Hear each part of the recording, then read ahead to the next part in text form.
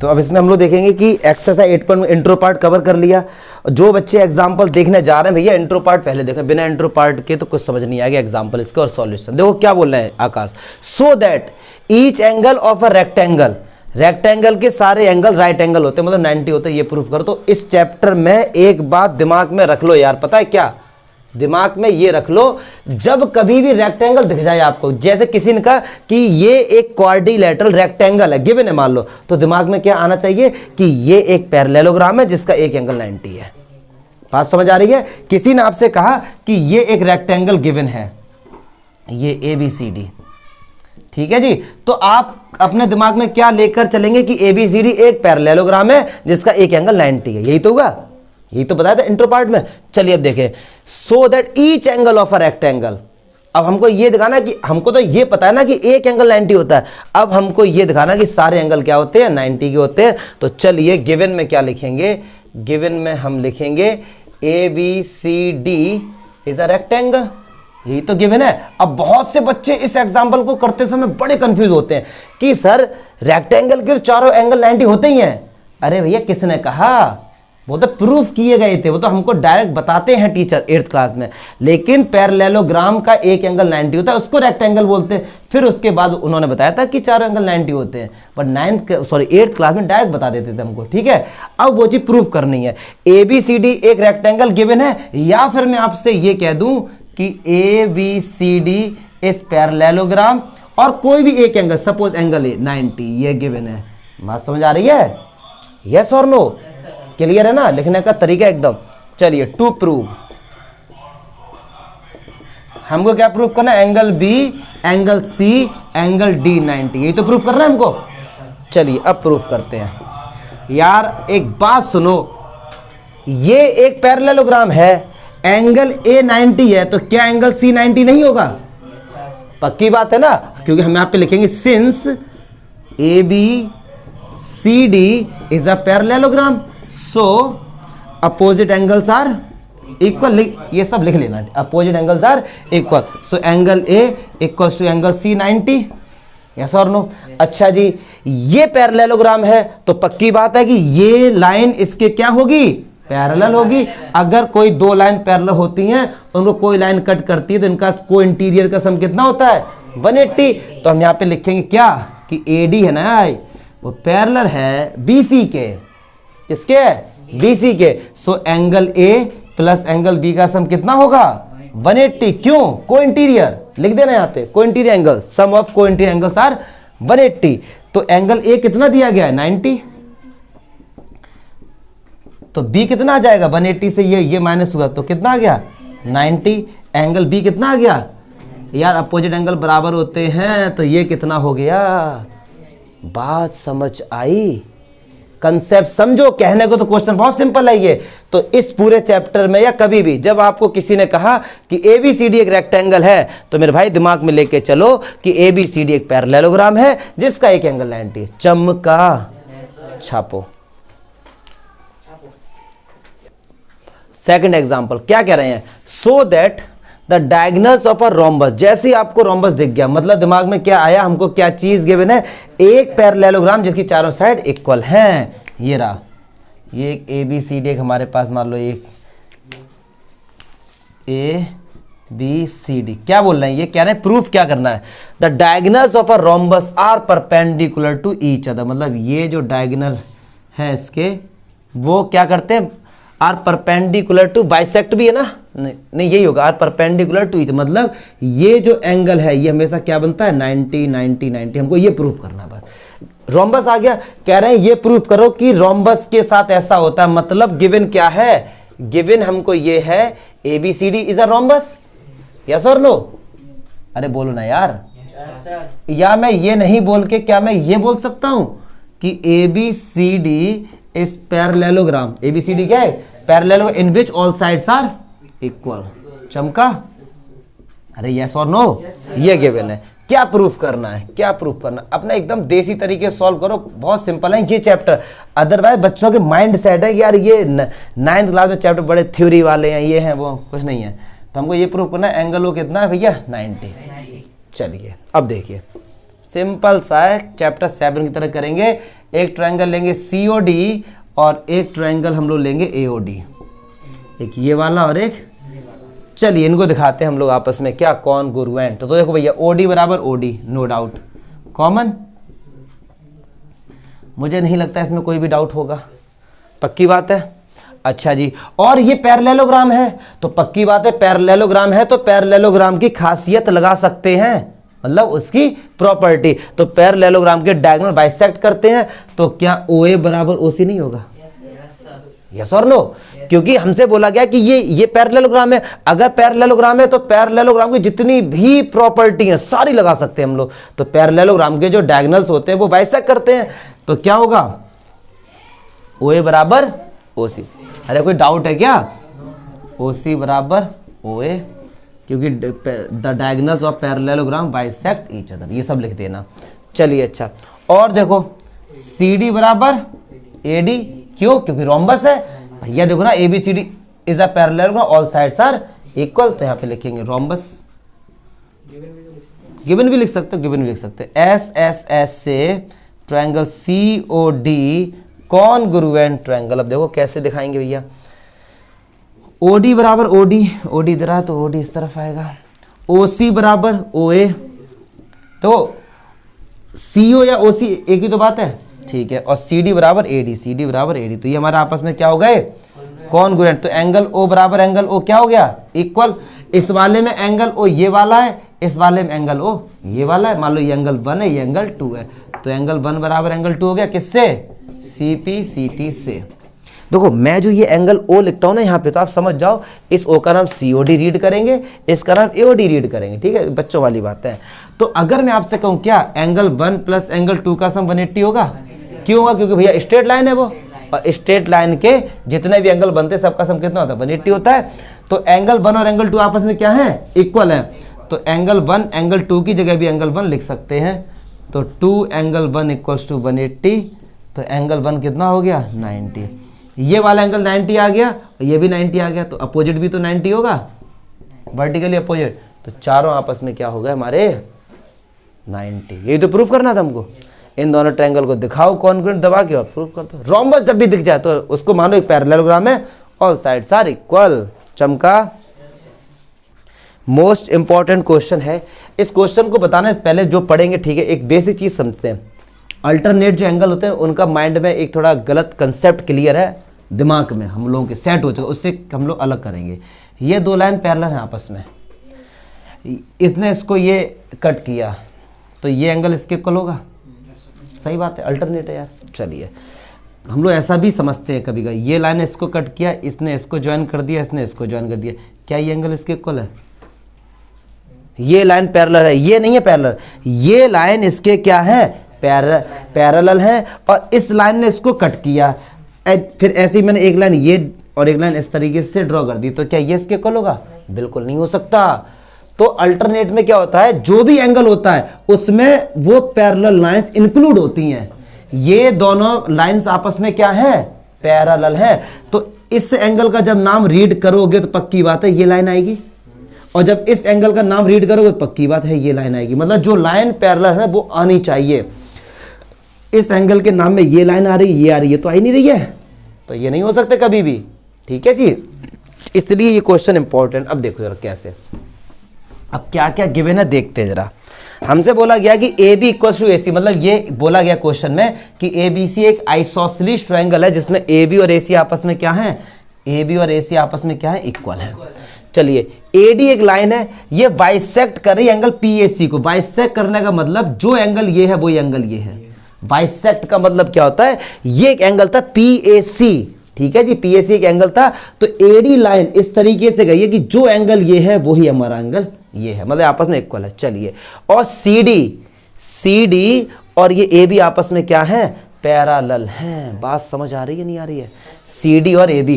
तो एक बात बताइए, सी डी अगर जो ये एंगल होगा, ये मान लो एंगल 1 है, ये एंगल क्या ये अल्टरनेट नहीं होंगे? अभी हो सकते हैं, क्योंकि इस एंगल का नाम रीड करोगे तो ये लाइन पैरेलल वाली आ रही है, इसका करेंगे तो ये आ रही है। चलिए अच्छा, अब इसके नामकरण करते हैं। ये मान लो एंगल 3 ले लो, ये 4 ले लो, और ये 5 ले लो, ये 6 ले लो। क्या ये मैं नाम इसलिए लेता हूं क्योंकि देखो अगर मैं लिखूंगा एंगल 2 तो आप समझ जाएंगे मैं इसकी बात कर रहा हूं। अदरवाइज फिर बार बार लिखो BAC, बार बार लिखने पड़ेंगे आपको, तो ये पहले लेट कर लेते हैं। टीचर भी इस पर कुछ नहीं बोलेगा आपसे, क्योंकि टीचर आपके नंबर काटने के लिए नहीं बैठा होता, वो आपका कंसेप्ट देखता है। ठीक है, बहुत से बच्चे कहेंगे अगर काट दे हमारे टीचर, नहीं काटेंगे। अब यार एक बात सुनो, अगर मैं इस ट्रायंगल की बात करूं ABC की, ध्यान से देखो, ध्यान से, ABC की, इस ABC के लिए PAC एक्सटीरियर एंगल है, पक्की बात है।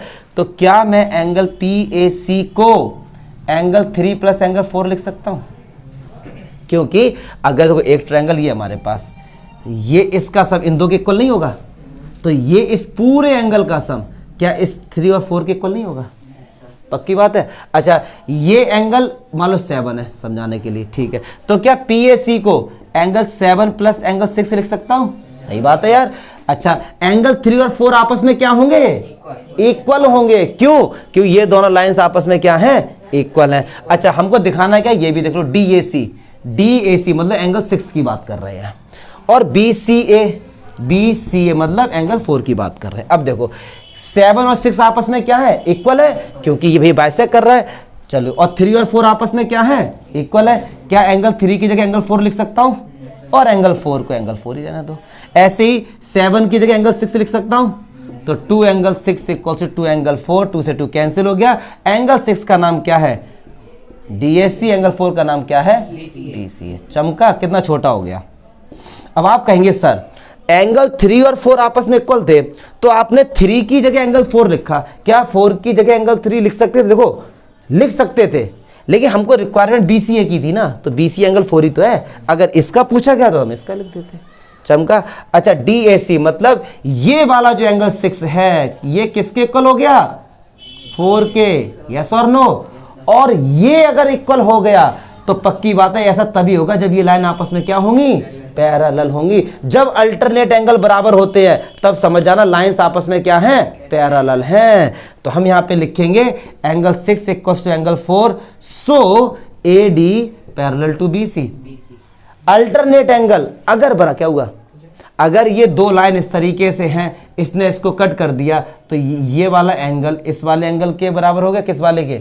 ये वाला एंगल इस वाले के बराबर, अल्टरनेट हो गया। या फिर बात करें ये वाला एंगल इस वाले के इक्वल हो गया। बात समझ आ रही है या फिर नहीं आ रही है? क्लियर है ना? अब देखो ना, ये दो लाइन आपस में क्या है? पैरेलल, और इसने ये इसको कट किया इस तरीके से, तो ये वाला, तो ऐसा तभी तो होगा जब ये अल्टरनेट बराबर है, तो ऐसा तभी होगा जब ये लाइन आपस में क्या होंगी? पैरेलल। और देखो यार, CD पैरेलल थी AB के, और हमने दिखा दिया BC इसके भी पैरेलल है, सो ABCD पैरेललोग्राम। बात समझ आ रही है? जब किसी भी क्वाड्रिलेटरल में अगर अपोजिट साइड पैरेलल हैं तो वो क्या होता है? पैरेललोग्राम। क्लियर है? बात समझ आ रही है? क्या कोई डाउट है? ये वाला चक्कर समझा, ये एंगल इसके इक्वल है तो ये लाइन कैसे पैरेलल है? जब कभी अल्टरनेट एंगल बराबर हो जाए तो लाइन पैरेलल होती है। हमने पढ़ा है चैप्टर 6 में शायद अच्छे से। क्लियर है? तो अब हम लोग देखेंगे एग्जाम्पल 4 देखते हैं। तो इसका डायग्राम दिया गया था लेकिन मैंने बनाया नहीं है, क्योंकि मैं इसको पढ़ के डायग्राम बनाऊंगा तो उससे समझ आएगा। ठीक है? क्या बोल रहे हैं कि 2 parallel lines L and M, 2 parallel lines है भैया, ये रही, एक लाइन ये है L और एक लाइन ये है M। ये L हो गई और ये M हो गई। कह रहे हैं कि बाई ट्रांसवर्सल इसको एक और लाइन इंटरसेक्ट कर रही दोनों को, वो लाइन है मान लीजिए P। क्या नाम दिया गया इसका? P। सो दैट, क्या प्रूव करना है? So that the quadrilateral formed by the bisector of interior angles. समझो पहले यहां पे, क्योंकि डायग्राम देख के अगर छाप दोगे तो समझ नहीं आएगा क्वेश्चन का कंसेप्ट क्या है। क्या बोल रहे हैं? So that the quadrilateral form, एक ऐसा क्वाड्रिलेटरल बनेगा, कैसे? By the bisector of the interior angle. जब इस ट्रांसवर्सल लाइन ने इन दो पैरेलल लाइंस को काटा तो कितने इंटीरियर एंगल बने? 4। कौन सा? एक, ये 1 2 3 4। ठीक है? इनके बाइसेक्टर करो, मतलब जो ये एंगल है ना इसका आप हाफ करो। ठीक है? जो ये एंगल है आप इसका हाफ करो, जो ये एंगल है आप इसका हाफ करो, जो ये एंगल है आप इसका हाफ करो, तो जो ये क्वाड्रिलेटरल बनेगा ये रेक्टेंगल बनेगा। आपको ये प्रूफ करना है। और बाइसेक्टर का मीनिंग क्या? जितना एंगल ये उतना ही एंगल ये। बाई मीन्स होता है 2, सेक्टर मीन्स होता है इक्वल पार्ट, जो 2 इक्वल पार्ट्स में डिवाइड कर देता है, तो बाइसेक्टर। ठीक है सर? तो चलो वरना डायग्राम देखकर बनाओगे तो ये बात समझ नहीं आती, ठीक है। तो इसका नामकरण कर देते हैं पी क्यू आर एस। आपको ये प्रूफ करना है कि पी क्यू आर एस क्या है, एक रेक्टेंगल है। तो मैंने बोला था इंट्रो पार्ट में हम इसको ये प्रूफ नहीं करेंगे ये रेक्टेंगल है, सबसे पहले दिखाएंगे ये पैरेललोग्राम है और एक एंगल 90 दिखाएंगे, ठीक है। तो चलिए क्या प्रूफ करना देखते हैं। हमको प्रूफ करना है oh my God, to prove क्या चीज भैया हमको प्रूफ करनी है, हमको ये प्रूफ करना है कि P Q R S is a rectangle. चलिए अच्छा देखते हैं भाई कैसे होगा। तो चलिए भैया प्रूफ करो। चलिए अब समझ ध्यान से रहा, एक चीज समझाता चलूंगा, उसको समझिए। लिखने का तो ठीक है, मैं बताऊंगा। ये जो पूरा एंगल था, ये जो लाइन गई, इसने हाफ हाफ कर दिया आपको समझाने के लिए। ये दोनों एंगल बराबर होंगे, पक्की बात है यार। अगर ये एंगल 30 है, इसका बाइसेक्टर कर दे, यही 15 होगा, यही 15 होगा, ये दोनों एंगल इक्वल होंगे ना आपस में। तो अगर मैं आपसे कहूं कि ये पूरा एंगल इतना एक्स है तो ये भी एक्स होगा, सही बात है ना। अगर ये एंगल बाई है, ये भी बाई होगा, पक्की बात है। तो चलिए इसको एक्स नहीं लेंगे, एक सिंपल सा नंबर ले लेंगे। ये एंगल 1 है तो ये भी एंगल 1 होगा, ये एंगल 2 है तो ये भी एंगल 2 होगा, ये एंगल 3 है तो ये भी एंगल 3 होगा, और ये एंगल 4 है तो ये भी एंगल 4 होगा, पक्की बात है ना, क्योंकि ये बाइसेक्टर है। चलिए अच्छा अब एक बात सुनो, अगर ये दो लाइन आपस में पैरेलल थी तो ये जो एंगल है, ये वाला और ये वाला एंगल पूरा बराबर होगा, पक्की बात है। तो चलिए अब हम यहाँ पे कैसे लिखेंगे, हम नाम लिखेंगे कि 2 एंगल 2 इक्वल होगा 2 एंगल 4 के, क्योंकि अल्टरनेट। ये 2 एंगल बादल हो रहा है ये, OMG। अब सुनो, जो मैंने लिखा ये बात समझ आई ना, क्योंकि एंगल 2 तो इतना है पूरा, ये पूरा कितना होगा 2 एंगल 2, और ये एंगल कितना होगा 2 एंगल 4, अल्टरनेट है, पक्की बात है। तो एंगल 2 से एंगल 2 हट गया, तो क्या एंगल 2 बराबर एंगल 4 हो गया। बात समझ आ रही है भैया, पक्की बात है, ये हमने दिखा दिया, एंगल 2 बराबर एंगल। ऐसे ही ये जो एंगल है, अगर एक बात सुनो, एंगल 2 बराबर एंगल 4 है, एंगल 2 बराबर एंगल 4 है, तो ये ऐसा तभी होगा जो PS है, क्या वो पैरेलल नहीं होगी QR के। अरे यार एक बात सुनो, ये लाइन और ये लाइन पैरेलल है तभी तो ऐसा होगा। सुनो, ये लाइन अगर इस तरीके से जा रही है, अगर ये एंगल बराबर है तो तभी तो होगा जब ये लाइन पैरेलल है। तो इसका मतलब PS और QR भी आपस में क्या होंगे। बात समझ आ रही ना। ये मैं देसी तरीके से समझाता हूँ लिखने का, वरना अदर बुक में देखोगे तो उनके बड़े नाम लिखे होंगे, क्यों लेंथी करो, सिंपल करो। चलिए ऐसे ही 2 एंगल 1 बराबर होगा 2 एंगल 3 के, क्यों अल्टरनेट से, क्योंकि भैया ये दोनों लाइन आपस में क्या है पैरेलल है। तो ये अगर दो लाइन पैरेलल है और इसने इसको कट किया तो क्या ये एंगल इसके इक्वल नहीं होगा, और 2 से 2 हमारा कट जाएगा, तो एंगल 1 बराबर एंगल 3 हो गया। अगर एंगल 1 और एंगल 3 इक्वल है, ऐसा तभी होगा जब ये लाइन आपस में क्या होंगे पैरेलल। अगर मैं आपसे कहूं ये दो लाइन है, ये एंगल इसको कट कर रहा है, ये एंगल इसके इक्वल है, तो तभी तो इक्वल होगा जब ये लाइन पैरेलल होंगी। तो इसका मतलब ये पी क्यू किसके पैरेलल होगा, SR के। इसका मतलब क्या होगा, पी क्यू पैरेलल। और यार एक बात सुनो, किसी भी क्वाड्रिलेटरल में अगर अपोजिट साइड पैरेलल होती हैं तो वो क्या होता है, पैरेललोग्राम। ठीक है, हम यहां पे लिखेंगे opposite sides are parallel, so PQRS is parallelogram. आई बात समझ में। ये हमने क्या दिखा दिया, पैरेललोग्राम। अच्छा जी, अब एक एंगल 90 दिखा दे बस, कैसे भी जुगाड़बाजी करके। तो यार एक बात सुनो अगर ये एक लाइन है, इस पॉइंट से जितने भी एंगल जाएंगे इन सबका सम कितना होगा, पक्की बात है। ये लाइन सीधी है, इसका इन सबका सम कितना होगा 180। तो ये कितना 2 एंगल 4 प्लस 2 एंगल 3 का सम कितना होगा, क्योंकि angle make on straight line. बात समझ आ रही। जब भी मैं 2 एंगल 4 लिखता हूं उसका मीनिंग समझ आता है यार, एंगल 4 इतना एंगल 4 इतना, तो पूरा मिला के 2 एंगल 4 हो गया। ठीक है, चलो 2 कॉमन ले लो, एंगल 4 प्लस एंगल 3 180, तो एंगल 3 प्लस एंगल 4 कितना हो गया, और एंगल 3 प्लस एंगल 4 देखो ये वाला हो गया एंगल R।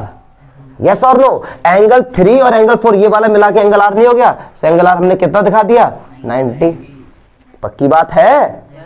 और किसी भी पैरेललोग्राम में अगर एक एंगल 90 होता है तो वो क्या होता है, रेक्टेंगल होता है। क्लियर है? तो अब हम लिख के आएंगे in any parallelogram if any one angle are 90 degree so it is rectangle. बात समझ आ रही है? पक्की बात है? कोई डाउट है तो बताओ। ये सबसे आप बुक में देखो क्या झमेला है इसका। सिंपल से ऐसे करो ना, प्यार से, तरीका आपको आना चाहिए बस। मैं बुक इस लैंग्वेज पे कभी नहीं जाता, उसमें एकदम प्रॉपर वे में लिखा है, बाकी ठीक है, अच्छा है उनका, बट आपको तरीका आना चाहिए। क्लियर है? चल नेक्स्ट क्वेश्चन देखते हैं। नेक्स्ट एग्जांपल क्या कह रहे हैं? So that the bisectors of angle of a parallelogram form a rectangle. FORM मतलब क्या हुआ? ये कह रहे हैं कि एक पैरेललोग्राम, बात नहीं करेंगे, एक पैरेललोग्राम लो, ठीक है, इसके एंगल को बाइसेक्ट करो। ये मान लो ABCD है, ठीक है जी।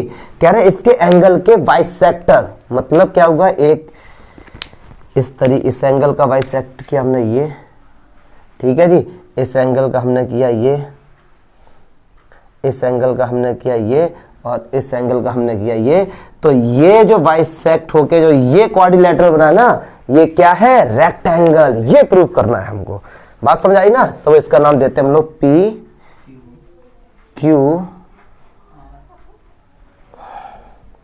PQRS। अब हमको ये प्रूफ करना है कि PQRS क्या है?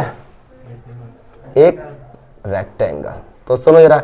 अच्छा एक चीज और, किसी भी रेक्टेंगल में, एक चीज और, किसी भी रेक्टेंगल में अगर आपने चारों एंगल 90 दिखा दिए तो वो ऑटोमेटिक रेक्टेंगल ही बन जाता है। ये भी एक ट्रुथ है। अगर आपको रेक्टेंगल प्रूफ करना है, या तो दिखा दो पैरेललोग्राम, फिर एक एंगल 90 दिखा दो, या पैरेललोग्राम मत दिखाओ, चारों एंगल 90 दिखा दो। किसी भी क्वाड्रिलेटरल में अगर चारों एंगल 90 तो ऑटोमेटिक रेक्टेंगल बन जाएगा। ठीक है जी। तो PQRS इज अ रेक्टेंगल, हमको ये प्रूफ करना है। चलो देखो, अच्छा भैया, अच्छा ये सपोज ध्यान से समझेंगे, ये एंगल 1 है तो ये भी एंगल 1 होगा, वही वाला प्रोसेस बाइसेक्टर है। अगर ये एंगल 2 है तो ये भी एंगल 2 होगा, और ये एंगल 3 है तो ये भी एंगल 3 होगा, ये एंगल 4 है तो ये भी एंगल 4 होगा। यस और नो? तो अगर मैं ये लिखूं आपसे कि 2 एंगल 1 प्लस 2 एंगल 2 180, तो क्या चमका? किन्हीं भी दो पैरेलल लाइंस को अगर कोई लाइन इंटरसेक्ट करती है तो को इंटीरियर एंगल का सम कितना होता है? 180। मतलब ये दो पैरेलल लाइन से इसने इसको इंटरसेक्ट किया तो इन दोनों का सम कितना होगा? 180। तो ऐसे ये दो लाइन तो पैरेलल है क्योंकि ये पैरेललोग्राम है, तो इस पूरे का और इस पूरे की वैल्यू कितनी होगी? 180। तो इसको 2 एंगल 2, इसको 2 एंगल 1, क्योंकि एंगल 1 तो इतना है ना केवल। ठीक है जी। 2 कॉमन लो तो एंगल 1 प्लस एंगल 2 कितना हो गया? 180। तो एंगल 1 प्लस एंगल 2 कितना हो गया? 92 का डिवाइड हो जाएगा। क्लियर है? चलिए एक ट्रायंगल लो जरा, AQD इस वाले को। किसी भी ट्रायंगल के तीनों एंगल का सम कितना होता है? 180। तो angle 1 plus angle 2 plus angle Q कितना होगा? और एंगल 1 प्लस एंगल 2 की वैल्यू कितनी है? तो एंगल Q कितना आ जाएगा? 90 आ जाएगा। एक बात सुनो, ये एंगल 90 आ गया ये वाला, तो अंडरस्टूड है ये एंगल क्या होगा? पक्की बात है? क्लियर है ना? सो एंगल PQR कितना होगा? 90। कैसे होगा? Vertically opposite angle. ऐसे ही सिमिलरली, क्या सिमिलर, जब मैथ्स में एक ही प्रोसेस बार बार होता है तो उसमें लिखते नहीं है। क्यों? क्योंकि ऐसे ही एंगल 3 और एंगल 4 का भी सम 90 होगा, तो एंगल S कितना हो जाएगा? 90। सिमिलरली एंगल S कितना हो जाएगा? 90। और एंगल PSR कितना हो जाएगा? 90। तो ये एंगल 90 और ये भी एंगल 90 है। चमका? पक्की बात है? किसी भी क्वाड्रिलेटरल में अगर अपोजिट एंगल बराबर होते हैं तो वो पैरेललोग्राम होता है। किसी भी क्वाड्रिलेटरल में अगर अपोजिट एंगल बराबर होते हैं तो वो पैरेललोग्राम नहीं होता है। पैरेललोग्राम की क्या क्या खासियत है मैंने सब बता रखी है इंट्रो पार्ट में आपको। ठीक है? तो किसी भी क्वाड्रिलेटरल अगर इस क्वाड्रिलेटरल की बात करें तो अपोजिट एंगल बराबर नहीं है, तो हम यहाँ पे कैसे लिखेंगे? मैं जरा यहाँ पे लिखता हूं, in any quadrilateral if opposite angles are equal, ठीक है, लिखते रहना, so it will be parallelogram, it will be. अच्छा, तो PQRS क्या हो गया? एक पैरेललोग्राम। PQRS इज, और अगर किसी भी पैरेललोग्राम में एक एंगल 90 है तो वो क्या होता है? और एक एंगल 90 तो है, ठीक है, and angle Q equals to 90 degree, so it will be rectangle. Concept समझ आ रहा है? कंसेप्ट समझ आ रहा है? आ रही बात समझ में? पक्की बात है, देख लेना भैया, ठीक है। और एक तरीका और था, इतना झमेला नहीं करके ना, देखो ये 90 है, ये 90 है, तो इन दोनों का भी सब 90-90 होगा अगर हम दिखा सकते हैं, ठीक है। उतना मत दिखाओ, चारों एंगल 90 दिखा देते फिर भी रेक्टेंगल होता। इस तरीके से कर लो, कोई दिक्कत नहीं। कंसेप्ट क्लियर हुआ आकाश यार? ये बता बस, देसी तरीके से मैं करता हूं, आप भी ऐसे ही करो, तरीके से अपना। पांडे क्लियर है? चलो चलिए लास्ट एग्जांपल देखते हैं, क्या कह रहे हैं। ABCD is a parallelogram. चलो भैया पैरेललोग्राम बनाते हैं। ABCD इज अ पैरेललोग्राम, कैसा भी नाम ले लो, कहीं से भी ले लो। ABCD is a parallelogram. कह रहे in which P and Q are mid points of the opposite sides of AB and CD। AB ये रहा, इसका मिड पॉइंट ये रहा, और इसके अपोजिट क्या CD। तो AB का मिड पॉइंट क्या भैया? P, और CD का मिड पॉइंट क्या है? Q। देखो कैसे पहचाना, P पहले आ रहा था और इधर AB पहले आ रहा था, तो AB का मिड पॉइंट P। अच्छा जी, फिर कह रहे हैं इफ AQ इंटरसेक्ट DP। बहुत बढ़िया, मतलब DP और AQ को ज्वाइन करो। इनका कहने का मतलब ये है DP और AQ, तो ये किस पर इंटरसेक्ट कर रहे हैं? S पर। किस पे कर रहे हैं ये? S पर, ठीक है जी। And BQ intersect CP। BQ और CP ये किस पे इंटरसेक्ट कर रहे हैं? R पे।